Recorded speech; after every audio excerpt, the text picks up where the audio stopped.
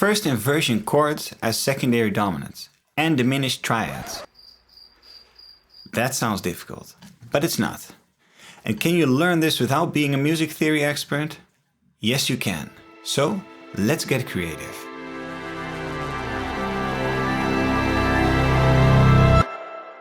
Let's forget about these music theory terms for a minute, because I found these techniques by accident on guitar without even knowing their names. And tell me, what do you hear when I play something like this?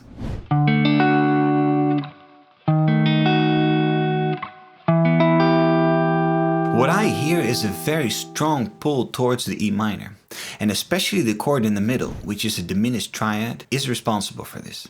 And how I got to this chord is extremely easy. When you have any major triad, you just raise the root note with half a step and there you are. Now you have a diminished triad. And as you might have heard already, this chord automatically creates some kind of pull towards the chord that's half a step above it, no matter if it's major or minor. It's about 12 years ago that I accidentally found this technique. I stumbled upon it while playing the following chord progression. And for you to compare, the second time I'll play it with the diminished triad, and the first time it will be without.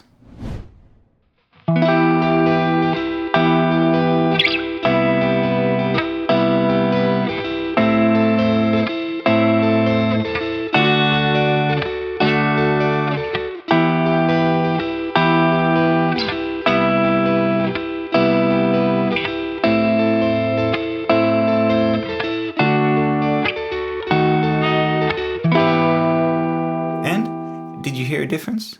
The second time, for me, it really creates so much more tension and pull towards that E minor chord. It's really nice. But what if you want to use a diminished triad in a different context? Well, just remember, if you want to create a diminished triad, you just stack two minor thirds on top of each other and voila, there you go, your diminished triad, ready to go. But what if you want to create a brighter sound and also have a better voice leading? Well, when looking back at our major triad, again we're gonna raise the root note with half a step, but now we're gonna raise the fifth note with a whole step. And what you actually get now is a major chord in its first inversion. And in this case of our next example, it will be a secondary dominant in its first inversion. It would look and sound like this.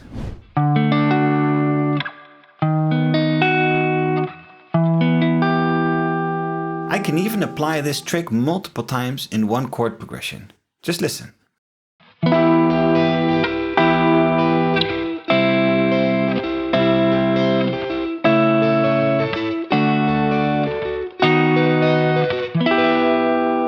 As I said, you can forget all about these music theory terms, because if you just apply how and what notes I changed to create these chords, you're all ready to go. No real music theory knowledge is needed. And I certainly used it for many years without knowing the correct musical terms. So for all the people who really want to wrap their head around the music theory terms, what you're actually doing is this.